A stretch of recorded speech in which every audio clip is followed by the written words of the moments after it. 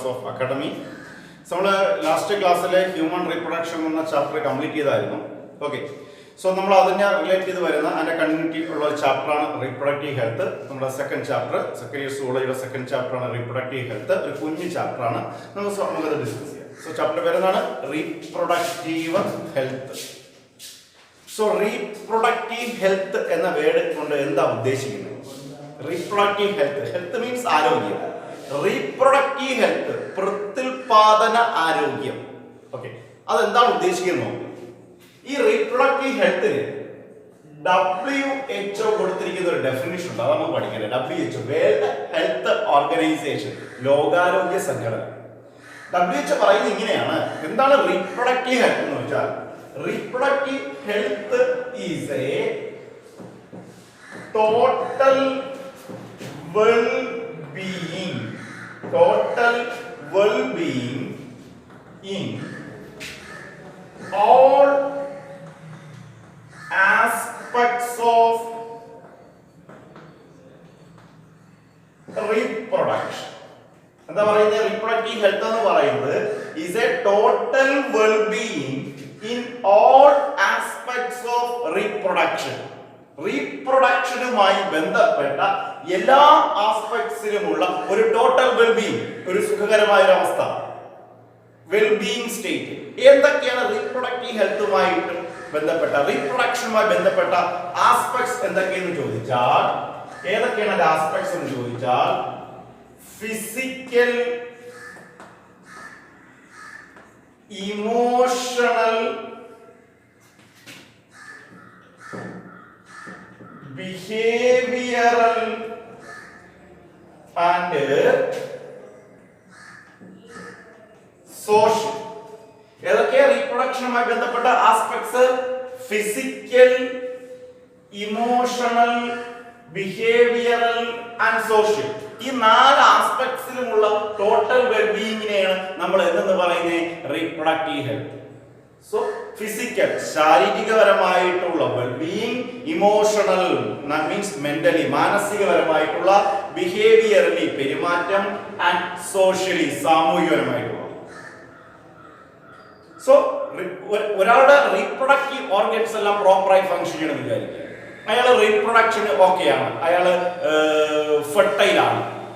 Mail ആയിക്കോട്ടെ, മെയിലിന്റെ ടെസ്റ്റിസ് പ്രോപ്പറായി function ചെയ്യുന്നു, ഫീമെയിൽസിൽ ovary പ്രോപ്പറായി function ചെയ്യുന്നു. അപ്പോൾ അവര് ഫിസിക്കലി ഹെൽത്തി ആണെന്ന് പറയാം, ഫിസിക്കലി ഫിറ്റ് ആണ് റീപ്രൊഡക്ഷൻ. പക്ഷേ അത് നമ്മൾ ഫിസിക്കലി ഫിറ്റ് ആയതുകൊണ്ട് മാത്രം, ഒരാളുടെ റീപ്രൊഡക്റ്റീവ് ഓർഗൻസ് പ്രോപ്പറായി ഫങ്ഷൻ ചെയ്തുകൊണ്ട് മാത്രം അയാൾ റീപ്രൊഡക്റ്റീവ് ഹെൽത്തി ആവണമെന്ന് പറയാൻ പറ്റത്തില്ല. WHO പറഞ്ഞിരിക്കുന്നത് ഫിസിക്കലി ഫിറ്റ് ആയിരിക്കണം, റീപ്രൊഡക്റ്റീവ് ഓർഗൻസ് എല്ലാം പ്രോപ്പറായി ഫങ്ഷൻ ചെയ്യണം, അയാൾ ഇമോഷണലിയും ബിഹേവിയറലിയും സോഷ്യലിയും ഫിറ്റ് ആയിരിക്കണം. ഇമോഷണലി, ദാറ്റ് മീൻസ് മെന്റലി, മാനസികപരമായിട്ടുള്ള. മൈൻഡ് റീപ്രൊഡക്ഷനെ ബാധിക്കുന്ന ഒരു പ്രധാനപ്പെട്ട ഫാക്ടറാണ്. ഫോർ എക്സാമ്പിൾ, നിങ്ങൾ വിവാഹം കഴിക്കുന്ന ആൺകുട്ടി ആയിക്കോട്ടെ പെൺകുട്ടി, വിവാഹപ്രായത്തിൽ വിവാഹം കഴിക്കുന്നു. നിങ്ങൾ വിവാഹം കഴിക്കുന്ന ആളിനെ തെരഞ്ഞെടുക്കുമ്പോൾ നിങ്ങൾക്കൊരു സങ്കല്പമുണ്ട്, ഒരു മന്ദബുദ്ധിയാണ്. നിങ്ങൾ വിവാഹം കഴിക്കുമോ? ഇല്ല. അദ്ദേഹം ഇമോഷണലി ഫിറ്റ് അല്ല, മെന്റലി ഫിറ്റ് അല്ല, മാനസിക അസ്വസ്ഥയുള്ള ഒരു വ്യക്തി. അയാളുടെ റീപ്രൊഡക്റ്റീവ് ഓർഗൻസ് എല്ലാം പ്രോപ്പർലി ഫങ്ഷൻ ചെയ്യുന്നു, പക്ഷെ അയാൾ മെന്റലി ഫിറ്റ് അല്ല. അയാൾക്ക് അക്സെപ്റ്റ് ചെയ്യാൻ പറ്റുമോ? ഇല്ല. ആൻഡ് ബിഹേവിയറലി, പെരുമാറ്റം. നമ്മളൊരു സാമൂഹിക ജീവിയാണ്, ഒരു സൊസൈറ്റിയിലാണ് നമ്മൾ താമസിക്കുന്നത്. ഒരു സൊസൈറ്റിയിൽ താമസിക്കുമ്പോൾ ഒരു ബിഹേവിയറൽ പാറ്റേൺ വേണം, നല്ല രീതിയിലുള്ള ഒരു ബിഹേവിയറൽ പാറ്റേൺ വേണം. എന്ന് പറഞ്ഞാൽ നമുക്ക് അത് വിദ്യാഭ്യാസത്തിലൂടെയാണ് കിട്ടുന്നത്. ആരോട് എങ്ങനെ സംസാരിക്കണം, നമ്മൾ പറയും അമ്മ പെങ്ങന്മാരെ തിരിച്ചറിയാനുള്ള കഴിവുണ്ടാവുമെന്ന് പറയും, അല്ലെ?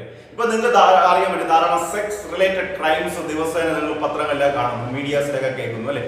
അപ്പൊ ഇതൊക്കെ വരുന്നത് ലാക്ക് ഓഫ് എഡ്യൂക്കേഷനിൽ നിന്നാണ്, വിദ്യാഭ്യാസമില്ലായ്മയിൽ നിന്നാണ് പൂർണ്ണമായി അത് വരുന്നത്. അപ്പോൾ പ്രോപ്പറായി എഡ്യൂക്കേഷൻ കിട്ടുന്നത് വഴി ഒരു സമൂഹത്തിൽ എങ്ങനെ ഇടപെടുകയും ഒരു സമൂഹത്തിൽ എങ്ങനെ പെരുമാറണമെന്നും പഠിക്കണം. അപ്പൊ ബിഹേവിയറൽ പാറ്റേൺ ഒരു പ്രധാനപ്പെട്ട ഫാക്ടറാണ്. സോ സമൂഹത്തിൽ ജീവിക്കുമ്പോൾ ആ സമൂഹത്തിൽ റീപ്രൊഡക്ഷൻ റിലേറ്റഡ് ആയിട്ടുള്ള, സെക്സ് റിലേറ്റഡ് ആയിട്ടുള്ള ബിഹേവിയറൽ പാറ്റേൺ ഒരു വളരെ പ്രധാനപ്പെട്ട ഒന്നാണ്. ഓക്കെ. ആൻഡ് സോഷ്യലി, സമൂഹം, നമ്മൾ നേരത്തെ പറഞ്ഞു സോഷ്യലി ഫിറ്റ് ആയിരിക്കണം. അങ്ങനെ ഇമോഷണലിയും ബിഹേവിയറലിയും ഫിറ്റ് ആയിട്ടുള്ള ഒരാൾ മാത്രമേ സൊസൈറ്റി ആക്സെപ്റ്റ് ചെയ്യത്തുള്ളൂ, അല്ലെ? ഒരു സൊസൈറ്റി അക്സെപ്റ്റ് ചെയ്യണമെങ്കിൽ, ഒരു സൊസൈറ്റി ഒരാൾ അക്സെപ്റ്റ് ചെയ്യണമെങ്കിൽ, ഫിറ്റ് ആവണം എന്ന് പറയണമെങ്കിൽ, അക്സെപ്റ്റ് ചെയ്യണമെങ്കിൽ അയാൾ ഇമോഷണലിയും ബിഹേവിയറിലും എന്തായിരിക്കണം? ഫിറ്റ് ആയിരിക്കണം. ഈ എല്ലാം കൂടെ ചേർന്നിട്ടുള്ള ഒരു അവസ്ഥയ്ക്ക് ഒരു ടോട്ടൽ വെൽബീയിങ്ങിനെയാണ് നമ്മൾ എന്തെന്ന് പറയുന്നത്? Reproductive health. So reproductive health എന്ന് പറഞ്ഞാൽ എന്താ? It is a total wellbeing in all aspects of reproduction. റീപ്രൊഡക്ഷനുമായി ബന്ധപ്പെട്ട എല്ലാ ആസ്പെക്ട്സിലുമുള്ള ഒരു ടോട്ടൽ വെൽബീയിങ്ങിനെയാണ് റീപ്രൊഡക്റ്റീവ് ഹെൽത്ത് എന്ന് പറയുന്നത്. ഏതൊക്കെയാണ് റീപ്രൊഡക്ഷനുമായി ബന്ധപ്പെട്ട aspects? Physical, emotional, behavioural and social. ഒരാളെ റീപ്രൊഡക്റ്റീവ് ഹെൽത്തി എന്ന് പറയണമെങ്കിൽ അയാൾ ഫിസിക്കലി ഫിറ്റ് ആയിരിക്കണം എന്ന് പറഞ്ഞാൽ റീപ്രൊഡക്റ്റീവ് ഓർഗൻസ് പ്രോപ്പറായി ഫങ്ഷൻ ചെയ്യണം, ഇമോഷണലി മെന്റലി ഫിറ്റ് ആയിരിക്കണം, ബിഹേവിയറലി ഫിറ്റ് ആയിരിക്കണം ആൻഡ് സോഷ്യലി അക്സെപ്റ്റബിൾ ആയിരിക്കണം. So that is the definition of reproductive health given by WHO, World Health Organization. ഇനി നമുക്ക് പഠിക്കേണ്ടത് ഈ റീപ്രൊഡക്റ്റീവ് ഹെൽത്തുമായി ബന്ധപ്പെട്ട പ്രോബ്ലംസ് ആൻഡ് സ്ട്രാറ്റജീസ്. റീപ്രൊഡക്റ്റീവ് ഹെൽത്തുമായി ബന്ധപ്പെട്ട പ്രോബ്ലംസും സ്ട്രാറ്റജീസും, പ്രശ്നങ്ങൾ. ഒരു റീപ്രൊഡക്റ്റീവ് ഹെൽത്തിനെ സാരമായി ബാധിക്കുന്ന ഫാക്ടേഴ്സ് എന്തൊക്കെയാണ്? അഡ്വേഴ്സ് ആയി ബാധിക്കുന്ന ഫാക്ടേഴ്സ് എന്തൊക്കെയാണ്? അത് എങ്ങനെ നമുക്ക് ഓവർകം ചെയ്യാം? അതിനു വേണ്ട റീപ്രൊഡക്റ്റീവ് ഹെൽത്തി സൊസൈറ്റി വാർത്തെടുക്കുന്നതിന് വേണ്ടിയുള്ള സ്ട്രാറ്റജീസ് എന്തൊക്കെയാണ്? മെക്കാനിസംസ് എന്തൊക്കെ ചെയ്യാം നമുക്ക്? സോ നമുക്ക് പ്രധാനമായിട്ടും ഇതിന്റെ പ്രോബ്ലംസിലോട്ട് പോകും. റീപ്രൊഡക്റ്റീവ് ഹെൽത്തുമായി ബന്ധപ്പെട്ട പ്രധാനപ്പെട്ട പ്രോബ്ലംസ് എന്ന് പറയുന്നത്, ഏറ്റവും പ്രധാനപ്പെട്ട പ്രോബ്ലം എന്ന് പറയുന്നത് ഓവർ പോപ്പുലേഷൻ ആണ്. ഒരു പ്രധാനപ്പെട്ട ഫാക്ടറാണ് ഓവർ പോപ്പുലേഷൻ. ജനസംഖ്യാ വർധനവ്, വേണമെങ്കിൽ നമുക്ക് പോപ്പുലേഷൻ എക്സ്പ്ലോഷൻ എന്നൊക്കെ പറയാം. പോപ്പുലേഷൻ എക്സ്പ്ലോഷൻ, ജനസംഖ്യാ വിസ്ഫോടനം എന്ന് പറയാം. ഏതൊരു രാജ്യത്തിന്റെയും പുരോഗതിയെ തടസ്സപ്പെടുത്തുന്ന ഒന്നാണ് പോപ്പുലേഷൻ ഗ്രോത്ത്, പോപ്പുലേഷൻ എക്സ്പ്ലോഷൻ, അല്ലെ? ജനസംഖ്യാ വർധന പ്രധാനമായിട്ടും അത് അഭിമുഖീകരിച്ചുകൊണ്ടിരിക്കുന്ന, അതിന്റെ ദൂഷ്യവശങ്ങൾ അഭിമുഖീകരിച്ചുകൊണ്ടിരിക്കുന്ന രാജ്യമാണ് നമ്മുടെ രാജ്യം ഇന്ത്യ. ലോക ജനസംഖ്യയിൽ രണ്ടാമത് നിൽക്കുന്ന രാജ്യമാണ് ഇന്ത്യ, അല്ലെ? അപ്പൊ ഇത്രയും മനുഷ്യ വിഭവം കൂടുമ്പോൾ ആ ഇത്രയും മനുഷ്യ വിഭവത്തിന് വേണ്ട ആവശ്യങ്ങൾ, മറ്റ് ബേസിക് നീഡ്സ്, ആ നാച്ചുറൽ റിസോഴ്സ് നമുക്ക് പ്രൊവൈഡ് ചെയ്യാൻ പറ്റുന്നില്ല. അപ്പൊ അവിടെ അരാജകത്വം ഉണ്ടാവും, അസമത്വങ്ങൾ ഉണ്ടാവും, അല്ലെ? അപ്പൊ ഇത് പരിഹരിക്കപ്പെടേണ്ട ഒരു പ്രധാനപ്പെട്ട കാര്യമാണ് നമ്മുടെ രാജ്യത്ത്. സോ നമ്മുടെ രാജ്യം ഇപ്പോഴും ഡെവലപ്പിംഗ് സ്റ്റേജിലാണ് നിൽക്കുന്നത്, ഡെവലപ്ഡ് കൺട്രി ആയിട്ടില്ല. അപ്പൊ ആ ഡെവലപ്ഡ് കൺട്രി ആവാതെ ഇന്ത്യയെ തടസ്സപ്പെടുത്തുന്ന ഒരു പ്രധാനപ്പെട്ട പ്രോബ്ലമാണ് ഓവർ പോപ്പുലേഷൻ, പോപ്പുലേഷൻ എക്സ്പ്ലോഷൻ. ഞാൻ പോപ്പുലേഷൻ എക്സ്പ്ലോഷനുമായി ബന്ധപ്പെട്ട കാര്യം പറഞ്ഞാല്, അതുമായി ബന്ധപ്പെട്ട് പറഞ്ഞാല്, അതായത് 1950 അല്ലെങ്കിൽ 1947 ഇൻഡിപെൻഡൻസ് ടൈമിൽ നമ്മുടെ ഇന്ത്യയിൽ ഒരു സെൻസസ് നടക്കുകയുണ്ടായി. ഇൻഡിപെൻഡൻസ് കഴിഞ്ഞ ഉടനെ, at the time of independence ഇന്ത്യയിലെ പോപ്പുലേഷൻ എന്ന് പറയുന്നത് 350 മില്യൺ ആയിരുന്നു കേട്ടോ. ഇൻഡിപെൻഡൻസ് ടൈമിൽ ഇന്ത്യയിലെ പോപ്പുലേഷൻ എന്ന് പറയുന്നത് 350 മില്യൺ ആയിരുന്നു. 1 മില്യൺ എന്ന് പറഞ്ഞാൽ 10 ലക്ഷം. അപ്പൊ 350 മില്യൺ എന്ന് പറഞ്ഞാൽ 3500 ലക്ഷം. അത്രമേ എന്തുണ്ടായിരുന്നു? ഇന്ത്യയിലെ പോപ്പുലേഷൻ ഉണ്ടായിരുന്നു. 350 മില്യൺ ആയിരുന്നു. എന്നാൽ ഏകദേശം 2000 എത്തിയപ്പോൾ ഇന്ത്യയിലെ പോപ്പുലേഷൻ എന്ന് പറയുന്നത് എന്തായി മാറി? 1 ബില്യൺ ആയി മാറി. 1 ബില്യൺ, 1 ബില്യൺ എന്ന് വെച്ചാൽ 100 കോടി. മില്യൺ എന്ന് പറഞ്ഞാൽ 10 ലക്ഷം, ബില്യൺ എന്ന് പറഞ്ഞാൽ 100 കോടി. 1 ബില്യൺ, അതായത് 100 കോടിയായി ഇന്ത്യയിലെ ജനസംഖ്യ മാറി. വെറും 350 മില്യണിൽ നിന്ന് 1 ബില്യൺ ആയി ഇന്ത്യയിലെ പോപ്പുലേഷൻ 2000 സെൻസസിൽ മാറി. ഇനി 2011 സെൻസസ് റീസെന്റ് ആയിട്ട് നടന്നത് 2011 ഇനി 2021 10 വർഷം കൂടുമ്പോൾ സെൻസസ് നടക്കുന്നത്. 2011 നടന്ന സെൻസസ് പ്രകാരം ഇന്ത്യയിലെ പോപ്പുലേഷൻ എന്ന് പറയുന്നത് 1 ബില്യന്റെ സ്ഥാനത്ത് എന്തായി മാറി? 1.2 ബില്യൺ. ഓക്കെ, 1 ബില്യൺ 100 കോടിയിൽ നിന്ന് എത്ര കോടിയായി മാറി? 120 കോടിയായി മാറി. 10 വർഷം കൊണ്ട് 20 കോടിയാണ് ഇന്ത്യയിൽ നടന്ന പോപ്പുലേഷന്റെ ഇൻക്രീസ് എന്ന് പറയുന്നത്. അപ്പൊ നമ്മുടെ രാജ്യം അത്രത്തോളം പോപ്പുലേഷൻ എക്സ്പ്ലോഷൻ നടന്നുകൊണ്ടിരിക്കുകയാണെന്ന് അർത്ഥം. ഓവർ പോപ്പുലേറ്റഡ് ആയിട്ടുള്ള ഒരു കൺട്രിയെ മാറിക്കൊണ്ടിരിക്കുന്നു ഇന്ത്യ. നമുക്ക് വേൾഡ് പോപ്പുലേഷൻ എടുക്കാം, ലോക ജനസംഖ്യ എടുത്തു കഴിഞ്ഞാൽ വേൾഡ് പോപ്പുലേഷനുമായി ബന്ധപ്പെട്ട് പറയുകയാണെങ്കിൽ 2000 അല്ലെങ്കിൽ 1900 നടന്ന സെൻസസ് പ്രകാരം വേൾഡ് പോപ്പുലേഷൻ എന്ന് പറയുന്നത് 2 ബില്യൺ ആയിരുന്നു കേട്ടോ. ഈ 1900 ലോക ജനസംഖ്യ 2 ബില്യൺ ആയിരുന്നു. എന്നാൽ ഇത് 2000 എത്തിയപ്പോൾ വേൾഡ് പോപ്പുലേഷൻ എന്ന് പറയുന്നത് എത്രയായി മാറി? 6 ബില്യൺ ആണ്. 200 കോടി ആയിരുന്നു 1900 ജനസംഖ്യ. 2000 ആയപ്പോൾ എത്ര ബില്യണായി മാറി?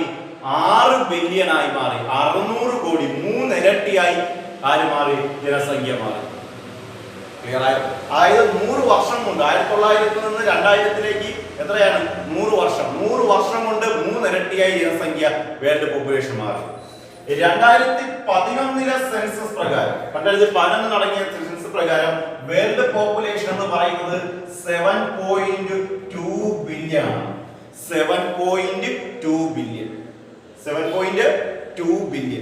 7.2 ബില്യൺ. അതായത് 720 കോടിയാണ് ജനസംഖ്യ. നിങ്ങൾ നോക്കുക, 2000 ഇന്ത്യയിലെ പോപ്പുലേഷൻ 1 ബില്യൺ, 2000 ലോക പോപ്പുലേഷൻ 6 ബില്യൺ. 600 കോടി ജനസംഖ്യ ലോകത്തിൽ, 2000 ഇന്ത്യയിലെ ജനസംഖ്യ 100 കോടി. അതായത് ലോകത്തിലെ 6 പേരെടുത്താൽ അതിൽ ഒരാൾ ഇന്ത്യക്കാരനാണെന്ന് അർത്ഥം അല്ലെ? 6 ബില്യണും 1 ബില്യണും. ഇനി വീണ്ടും 2011 വരാം. 7.2 ബില്യൺ, 1.2 ബില്യൺ, 1.2 ബില്യൺ. അതായത് ഫോർ എക്സാമ്പിൾ 7 തന്നെ എടുക്കാം. 720, 120. അതായത് നമുക്ക് ഈ 0.2 അവോയ്ഡ് ചെയ്യാം. 7 ഒരാൾ. അതായത് 2011 സെൻസസ് പ്രകാരം ലോകത്തുള്ള 7 വ്യക്തി എടുത്താൽ അതിൽ ഒരു വ്യക്തി ഇന്ത്യക്കാരനാണ് അർത്ഥം. അപ്പൊ നോക്കിയേ, 2000 6 ബില്യണും 1 ബില്യണും. 6 ഒരാൾ. ലോകത്തിലെ 6 വ്യക്തിയിൽ ഒരാൾ ഇന്ത്യക്കാരൻ. 2011 7 വ്യക്തിയിൽ ഒരാൾ ഇന്ത്യക്കാരൻ. അതായത് നമ്മുടെ പോപ്പുലേഷന്റെ ഗ്രോത്ത് ഒരു പരിധി വരെ നമുക്ക് എന്ത് ചെയ്യാൻ കഴിഞ്ഞു? കൺട്രോൾ ചെയ്യാൻ കഴിഞ്ഞു എന്നുള്ളതാണ്. ലോകത്തിലെ പോപ്പുലേഷനുമായി കൺട്രോൾ ചെയ്യുമ്പോൾ ഇന്ത്യയിലെ പോപ്പുലേഷൻ നമുക്ക് കുറച്ചൊന്ന് എന്ത് ചെയ്യാൻ കഴിഞ്ഞിട്ടുണ്ട്? കൺട്രോൾ ചെയ്യാൻ കഴിഞ്ഞിട്ടുണ്ട്. അത് കുറെ പ്രോഗ്രാമുകളും മെക്കാനിസവും ഒക്കെ നമ്മൾ ആവിഷ്കരിച്ചത് കൊണ്ടാണ്. അതിനെക്കുറിച്ച് നമ്മൾ ഡിസ്കസ് ചെയ്യാൻ പോകുന്നത്. Okay, 7.2 billion 2011 world population, Indian population 1.2 billion. അതായത് പ്രസന്റ് കണക്ക് പ്രകാരം ലോകത്തിലുള്ള 7 വ്യക്തി എടുത്താൽ അതിൽ ഒരാൾ ഇന്ത്യക്കാരനാണ്. അപ്പൊ ഇന്ത്യയിൽ പോപ്പുലേഷൻ ഗ്രോത്ത് നടക്കുന്നുണ്ട്, നല്ല രീതിയിൽ നടക്കുന്നുണ്ട്. പക്ഷെ ഒരു പരിധി വരെ നമുക്കത് കൺട്രോൾ ചെയ്യാൻ കഴിഞ്ഞിട്ടുണ്ട് കുറച്ച് പ്രോഗ്രാമുകളിലൂടെ, കുറച്ച് അവയർനെസ് പ്രോഗ്രാമുകളിലൂടെയൊക്കെയാണ്. അതുമായി ബന്ധപ്പെട്ട കാര്യങ്ങളാണ് ഞാൻ പറയാൻ പോകുന്നത്. അപ്പൊ ഞാൻ പറഞ്ഞത് അത്ര എത്രയേ ഉള്ളൂ. ഏതൊരു രാജ്യത്തിന്റെയും പുരോഗതിയെ പിന്നോട്ടടിക്കുന്ന പ്രധാനപ്പെട്ട ഒന്നാണ് ഓവർ പോപ്പുലേഷൻ എന്ന് പറയുന്നത്. Over population. ഈ ഓവർ പോപ്പുലേഷനുമായി ബന്ധപ്പെട്ട പ്രോബ്ലംസ്, ആ പ്രോബ്ലംസ് എങ്ങനെ പരിഹരിക്കാം, അതിനുള്ള സ്ട്രാറ്റജീസ് എന്തൊക്കെയാണ്? ശ്രദ്ധിക്കുക, റീപ്രൊഡക്റ്റീവ് ഹെൽത്തി ആയിട്ടുള്ള ഒരു സൊസൈറ്റിയെ വാർത്തെടുക്കുക. റീപ്രൊഡക്റ്റീവ് ഹെൽത്തി ആയിട്ടുള്ള ഒരു സൊസൈറ്റിയെ വാർത്തെടുക്കുക എന്ന ഗോൾ ലക്ഷ്യമാക്കിക്കൊണ്ട്, എന്ന ലക്ഷ്യം വെച്ചുകൊണ്ട് രാജ്യാന്തര തലത്തിൽ ലോകത്തിൽ ആദ്യമായി പ്രോഗ്രാം ആവിഷ്കരിച്ച രാജ്യമാണ് ഇന്ത്യ. ഒരു റീപ്രൊഡക്റ്റീവ് ഹെൽത്തി സൊസൈറ്റിയെ വാർത്തെടുക്കുക എന്ന ലക്ഷ്യത്തോടു കൂടി ലോകത്തിൽ ആദ്യമായി പ്രോഗ്രാം ആവിഷ്കരിച്ച രാജ്യമാണ് ഇന്ത്യ. ആ പ്രോഗ്രാമുകളെ വിളിക്കുന്ന പേരാണ് ഫാമിലി പ്ലാനിംഗ് പ്രോഗ്രാം എന്ന് പറയുന്നത്. Family planning program. ഇത് സ്റ്റാർട്ട് ചെയ്തത് 1951 മലയാളത്തിലെ കുടുംബാസൂത്രണ പദ്ധതികൾ എന്നൊക്കെ പറയും. 1951 ആവിഷ്കരിച്ച പ്രോഗ്രാമാണ് ഫാമിലി പ്ലാനിംഗ് പ്രോഗ്രാം, കുടുംബാസൂത്രണ പദ്ധതികൾ. അതായത് അത് ഈ കാലഘട്ടം ആലോചിക്കുക. ഈ കാലഘട്ടത്തിൽ ഇന്നത്തെ പോലെ വിഷ്വൽ മീഡിയാസോ സോഷ്യൽ മീഡിയാസോ ഒന്നുമില്ല. വിദ്യാഭ്യാസം തന്നെ ഉള്ള ആൾക്കാരുടെ എണ്ണം തന്നെ വളരെ കുറവാണ്. അപ്പൊ ആളുകളിൽ പ്രോപ്പറായിട്ട് അവയർനെസ് എത്തിക്കണമെങ്കിൽ വീടാന്തരം ചെല്ലണം. വിദ്യാഭ്യാസമുള്ള ആളുകൾ വീടുകളിൽ ചെന്ന് അവിടെയുള്ള ആൾക്കാരെ ഇത് ബോധവൽക്കരിക്കണം. ഓവർ പോപ്പുലേഷന്റെ പ്രശ്നങ്ങളെ കുറിച്ചും, അതുപോലെ വീട്ടിനകത്ത് ഒരു പ്രഗ്നന്റ് ലേഡി ഉണ്ടെങ്കിൽ ആ പ്രഗ്നന്റ് ലേഡിക്ക് കിട്ടേണ്ട പരിചരണത്തെ കുറിച്ചും, പ്രഗ്നൻസിയിൽ ഡെലിവറിക്ക് ശേഷം അമ്മയ്ക്ക് കിട്ടേണ്ട പരിചരണം, കുഞ്ഞിന് കിട്ടേണ്ട പരിചരണത്തെ കുറിച്ച് ആൾക്കാർക്ക് ബോധം ഉണ്ടാകണം അല്ലെ? ആളുകൾക്ക് അല്ലാതെ അറിയത്തില്ല, പ്രോപ്പറായിട്ട് എന്തിനും അറിയത്തില്ല, ഇൻഫർമേഷൻ അറിയത്തില്ല. പണ്ട് കാലത്തൊക്കെ ഈ ഡെലിവറി ഒക്കെ നടക്കുന്നത് പലപ്പോഴും വീടുകളിലാണ്. പ്രോപ്പറായിട്ട് എന്തില്ല, hospital facilities, medical facilities available അല്ല. അപ്പൊ ആളുകളിലേക്ക് പ്രോപ്പർ ഇൻഫർമേഷൻ എത്തിക്കണം. അതുപോലെ ഈ വാക്സിനേഷൻ അല്ലെ, ഇമ്മ്യൂണൈസേഷൻ, നമ്മൾ വാക്സിനേഷൻ എടുക്കുന്നവരുണ്ട് അല്ലെ, ഈ വാക്സിനേഷൻ എല്ലാ കുട്ടികളിലൂടെ എത്തിക്കണം. കാരണം നമ്മുടെ ഇന്ത്യയിൽ പോപ്പുലേഷൻ ഏറ്റവും കൂടുതൽ ജനങ്ങൾ ഏറ്റവും കൂടുതൽ പാർക്കുന്ന എവിടെയാണ്? റൂറൽ ഏരിയാസിലാണ് അല്ലെ. ആ റൂറൽ ഏരിയാസിലോട്ട് ആളുകളിലോട്ട് നമ്മൾ എന്തെത്തിക്കണം? ആ റൂറൽ ഏരിയാസിലുള്ള കുട്ടികളിലൂടെ നമ്മൾ എന്തെത്തിക്കണം? വാക്സിനേഷൻ എത്തിക്കണം. ഓക്കെ, അപ്പൊ നമുക്കറിയാം ഇന്നത്തെ കുട്ടികളാണ് നാളത്തെ ഭാവി തലമുറ എന്ന് പറയുന്നത്, രാജ്യത്തിന്റെ പുരോഗതിക്ക് വേണ്ടി പ്രയത്നിക്കേണ്ടവര്. അപ്പൊ അവര് നല്ലതുപോലെ എന്ത് ചെയ്യണം? വാർത്തെടുക്കണം. അപ്പൊ അങ്ങനെ അവരിൽ ഉണ്ടാവുന്ന ആരോഗ്യ പ്രശ്നങ്ങളും ഒക്കെ പരിഹരിക്കണം അല്ലെ. അപ്പൊ നല്ല റീപ്രൊഡക്റ്റീവ് ഹെൽത്തി ആയിട്ടുള്ള ഒരു സൊസൈറ്റി ഉണ്ടെങ്കിൽ മാത്രമേ, ആ റീപ്രൊഡക്റ്റീവ് ഹെൽത്തി സൊസൈറ്റിയിൽ നിന്ന് മാത്രമേ നല്ല രീതിയിലുള്ള അടുത്ത തലമുറയെ നമുക്ക് വാർത്തെടുക്കാനായിട്ട് കഴിയത്തുള്ളൂ. അത് ലക്ഷ്യമാക്കിക്കൊണ്ട് പ്രവർത്തിച്ച പ്രോഗ്രാം ആയിരുന്നു family planning program started in 1951. ഓരോ വർഷം കഴിയുന്തോറും ഈ പ്രോഗ്രാമുകൾ കൂടുതൽ ഇംപ്രൂവ് ചെയ്തുകൊണ്ടേയിരുന്നു. കൂടുതൽ കാര്യങ്ങൾ ഇതിലൂടെ ആഡ് ചെയ്ത് പുതിയ മാറ്റങ്ങൾ വരുത്തിക്കൊണ്ടേയിരുന്നു. റീസെന്റ് ആയിട്ട് റീപ്രൊഡക്ഷനുമായി ബന്ധപ്പെട്ട എല്ലാ ആസ്പെക്ട്സിനെയും ഉൾപ്പെടുത്തി, റീപ്രൊഡക്ഷനുമായി ബന്ധപ്പെട്ട എല്ലാ മേഖലകളെയും കൂടെ ഉൾപ്പെടുത്തി. നേരത്തെ പറഞ്ഞതുപോലെ ഒരു പ്രഗ്നന്റ് ലേഡിക്ക് കിട്ടേണ്ട കെയർ, ഡെലിവറിക്ക് ശേഷം മദറിന് കിട്ടേണ്ട കെയർ, കുഞ്ഞിന് കിട്ടേണ്ട കെയർ, ഇതിനെല്ലാം ഉൾപ്പെടുത്തിക്കൊണ്ട് ഒരു wider reproduction related areas cover ചെയ്ത് ഒരു പ്രോഗ്രാം സ്റ്റാർട്ട് ചെയ്തു ഇന്ത്യ ഗവൺമെന്റ്. ആ പ്രോഗ്രാം അറിയപ്പെടുന്ന പേരാണ് RCH പ്രോഗ്രാം. ഇതിന്റെ ഫുൾ ഫോം ഇങ്ങനെയാണ്: reproductive and child health care program എന്നാണ് ഇത് അറിയപ്പെടുന്നത്. ഒരു ഇംപ്രൂവ്ഡ് പ്രോഗ്രാമാണ്, റീപ്രൊഡക്ഷനുമായി ബന്ധപ്പെട്ട ഒരു ഇംപ്രൂവ്ഡ് പ്രോഗ്രാം. റീപ്രൊഡക്ഷനുമായി ബന്ധപ്പെട്ട എല്ലാ ആസ്പെക്ട്സിനെയും കൈകാര്യം ചെയ്യുന്ന ഒരു സ്ട്രാറ്റജിയാണ് RCH program, reproductive and child health care program. Indian ഗവൺമെന്റിന്റെ അണ്ടറിലാണ് ഈ പ്രോഗ്രാമിന്റെ പ്രവർത്തനങ്ങളെല്ലാം നടക്കുന്നത്. ഓക്കെ, അപ്പൊ ഈ RCH പ്രോഗ്രാം ഇന്ന് നല്ല രീതിയിൽ ഓപ്പറേറ്റഡ് ആണ്. ഓക്കെ, ആളുകളിലോട്ട് പ്രോപ്പറായിട്ട് ഇൻഫർമേഷൻ എത്തിക്കുന്നു. ഏത് പ്രോഗ്രാം വഴി? RCH പ്രോഗ്രാം വഴി. അപ്പൊ നമ്മൾ പറഞ്ഞു, ഒരു രാജ്യത്തിന്റെ പുരോഗതിയെ പിന്നോട്ടടിക്കുന്ന ഒരു പ്രധാനപ്പെട്ട ഫാക്ടറാണ് ഓവർ പോപ്പുലേഷൻ എക്സ്പ്ലോഷൻ എന്ന് പറയുന്നത്. ഈ പോപ്പുലേഷൻ എക്സ്പ്ലോഷനുള്ള പ്രധാനപ്പെട്ട കാരണങ്ങൾ എന്തൊക്കെയാണെന്ന് ചിന്തിക്കുക. ഈ പോപ്പുലേഷൻ എക്സ്പ്ലോഷന്റെ, ജനസംഖ്യാ വർധനവിന്റെ പ്രധാനപ്പെട്ട കാരണം എന്ന് പറയുന്നത് നമ്മുടെ മെഡിക്കൽ ഫെസിലിറ്റി വളരെയധികം കൂടി അല്ലെ. ഇന്നത്തെ കാലഘട്ടത്തിൽ മെഡിക്കൽ ഫെസിലിറ്റീസ് അല്ലെ, വൈദ്യസഹായം അല്ലെ, ഒരു പണ്ടൊക്കെ ഹോസ്പിറ്റലുകളുടെ അപര്യാപ്തം ഉണ്ടായിരുന്നു. ഇന്ന് ഓരോ 5 കിലോമീറ്റർ 10 കിലോമീറ്ററിനിടയ്ക്ക് എല്ലാ മെഡിക്കൽ എക്യുപ്മെന്റ്സോടും കൂടിയ, എല്ലാ നൂതന സാങ്കേതിക വിദ്യയോടും കൂടിയ ഹോസ്പിറ്റലുകൾ അവൈലബിൾ ആണ്. അങ്ങനെ മെഡിക്കൽ ഫെസിലിറ്റീസ് വർദ്ധിച്ചപ്പോൾ, അതുപോലെ ആളുകളുടെ ലിവിംഗ് കണ്ടീഷൻസും വർദ്ധിച്ചു. ബെറ്റർ ലിവിംഗ് കണ്ടീഷൻസ്, വരുമാനമൊക്കെ കൂടി, ആളുകൾക്ക് ബെറ്റർ ലിവിംഗ് കണ്ടീഷൻസുമായി മെഡിക്കൽ ഫെസിലിറ്റീസും അവൈലബിൾ ആയപ്പോൾ മരണനിരക്ക് ഒരു പരമാവധി കുറയ്ക്കാൻ കഴിഞ്ഞു. അപ്പൊ മോർട്ടാലിറ്റി റേറ്റ് കുറഞ്ഞു. മരണനിരക്കിന് പറയുന്ന പേരാണ് മോർട്ടാലിറ്റി. ജനനനിരക്കിന് പറയും നാറ്റാലിറ്റി. സോ മോർട്ടാലിറ്റി റേറ്റ്, മരണനിരക്ക് കുറയുകയും നാറ്റാലിറ്റി റേറ്റ്, ജനനനിരക്ക് കൂടുകയും ചെയ്തു. അപ്പൊ പ്രധാനമായിട്ടും മോർട്ടാലിറ്റി കുറഞ്ഞത് ഏതിലൊക്കെയാ? IMRലും MMR കുറഞ്ഞു. ഇൻഫന്റ് മോർട്ടാലിറ്റി റേറ്റും മെറ്റേണൽ മോർട്ടാലിറ്റി റേറ്റും നല്ല രീതിയിൽ കുറഞ്ഞു. എന്താ ഇൻഫന്റ് മോർട്ടാലിറ്റി റേറ്റ്? ശിശു മരണനിരക്ക്. MMR മെറ്റേണൽ മോർട്ടാലിറ്റി റേറ്റ്, മാതൃമരണനിരക്ക്. ഇത് രണ്ടും നല്ല രീതിയിൽ കുറയ്ക്കാൻ കഴിയും. മനസ്സിലാക്കുക, പണ്ട് കാലങ്ങളിൽ ഞാൻ പറഞ്ഞു ഇത്രത്തോളം മെഡിക്കൽ ഫെസിലിറ്റീസ് ഒന്നും ഇല്ല. മിക്കവാറും ഡെലിവറി നടക്കുന്ന വീടുകളിലാണ്. മിക്കവാറും ഒരു 100-ൽ ഒരു 10-15-20% മിക്കവാറും ഈ ഡെലിവറിയോട് കൂടി ഒന്നുകിൽ അമ്മയ്ക്കോ കുഞ്ഞിനോ മരണം സംഭവിക്കുന്ന ഒരു അവസ്ഥ ഉണ്ടാവാറുണ്ട്. അപ്പൊ ശിശുമരണ നിരക്കും മാതൃമരണ നിരക്കും വളരെ കൂടുതലായിരുന്നു. ഇന്ത്യയിൽ ശിശുമരണ നിരക്കും മാതൃമരണ നിരക്കും ഏറ്റവും കുറവുള്ള സംസ്ഥാനമാണ് കേരളം. അത്രത്തോളം നമ്മൾ നമ്മുടെ മെഡിക്കൽ രംഗത്ത് വളരെയധികം മുന്നോട്ട് പോയി കഴിഞ്ഞിരിക്കുന്നു. ഓക്കെ, എനിവേ, അപ്പൊ ഇൻഫന്റ് മോർട്ടാലിറ്റി, മെറ്റേണൽ മോർട്ടാലിറ്റി റേറ്റും നമുക്ക് നല്ല രീതിയിൽ കുറയ്ക്കാൻ കഴിഞ്ഞത് ബെറ്റർ മെഡിക്കൽ ഫെസിലിറ്റീസിന്റെയും ബെറ്റർ ലിവിംഗ് കണ്ടീഷൻസിന്റെയും സഹായത്താലാണ്. അതായത് ആളുകളിലോട്ട് മാത്രമല്ല, ആളുകളിലേക്ക് പ്രോപ്പർ അവയർനെസ് എത്തിക്കാൻ കഴിയും. ഇന്നറിയാം, ഇന്ന് ധാരാളം പ്രിന്റ് മീഡിയാസ് ഉണ്ട്, വിഷ്വൽ മീഡിയാസ് ഉണ്ട്. ആളുകളിലോട്ട് പ്രോപ്പർ ഇൻഫർമേഷൻ എത്തിക്കാൻ വീടാന്തരം ചെല്ലേണ്ട കാര്യമില്ല. എന്തെങ്കിലും ഗവൺമെന്റിന് ആളുകളെ അറിയിക്കണമെങ്കിൽ ഒരു പരസ്യം കൊടുത്താൽ മതി വിഷ്വൽ മീഡിയയിലോ അല്ലെങ്കിൽ പ്രിന്റ് പത്രത്തിലോ എല്ലാം ഒരു അഡ്വർടൈസ്മെന്റ് പ്രൊവൈഡ് ചെയ്താൽ മതി, ആളുകൾക്ക് എല്ലാത്തിലുള്ള ഇൻഫർമേഷൻ എത്തും. മാത്രമല്ല നമ്മുടെ ഇന്നത്തെ കാലത്ത് എല്ലാ ലിറ്ററസി വളരെയധികം കൂടുതലാണ്, സാക്ഷരത കൂടി. അപ്പൊ ആളുകളെല്ലാം പറഞ്ഞ് പ്രോപ്പർ അവയർനെസ് കൊടുക്കാൻ നമുക്ക് കഴിഞ്ഞിട്ടുണ്ട്. അതുവഴി ഇൻഫന്റ് മോർട്ടാലിറ്റി റേറ്റും മെറ്റേണൽ മോർട്ടാലിറ്റി റേറ്റും നല്ല രീതിയിൽ കുറയ്ക്കാൻ കഴിയും. പിന്നെ ഇവിടെ പോപ്പുലേഷൻ എക്സ്പ്ലോഷൻ വർദ്ധിക്കാനുള്ള പോപ്പുലേഷൻ എക്സ്പ്ലോഷന്റെ പ്രധാനപ്പെട്ട കാരണം എന്ന് പറയുന്നത് റീപ്രൊഡ്യൂസിബിൾ ഏജിലുള്ള ആളുകളുടെ എണ്ണം വളരെയധികം കൂടി.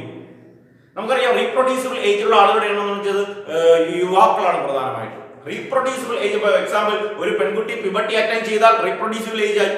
ഒരു മെയിൽ ചൈൽഡ് പ്യൂബർട്ടി അറ്റൈൻ ചെയ്ത് കഴിഞ്ഞാൽ റീപ്രൊഡ്യൂസിബിൾ ഏജ് ആയി. Then ഒരു ഫീമെയിൽസിൽ നമ്മൾ പറയും menarche, that is the starting of menstruation. അത് തൊട്ട് മെനോപാസ് വരെ റീപ്രൊഡ്യൂസിബിൾ ഏജ് ആണ്. മെയിൽസിലാണെങ്കിൽ പ്യൂബർട്ടി തൊട്ട് ഈവൻ ഓൾഡ് മെൻ വരെ റീപ്രൊഡ്യൂസിബിൾ ഏജ് ആണെന്ന് പറയാം.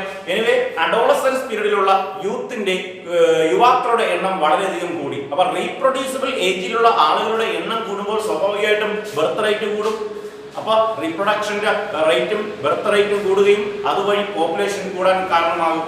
അപ്പൊ ഞാൻ പറഞ്ഞു, വീണ്ടും പറയുന്നു, ഏതൊരു രാജ്യത്തിന്റെയും പുരോഗതിയെ പിന്നോട്ടടിക്കുന്ന ഒരു പ്രധാനപ്പെട്ട പ്രശ്നമാണ് ഓവർ പോപ്പുലേഷൻ എക്സ്പ്ലോഷൻ.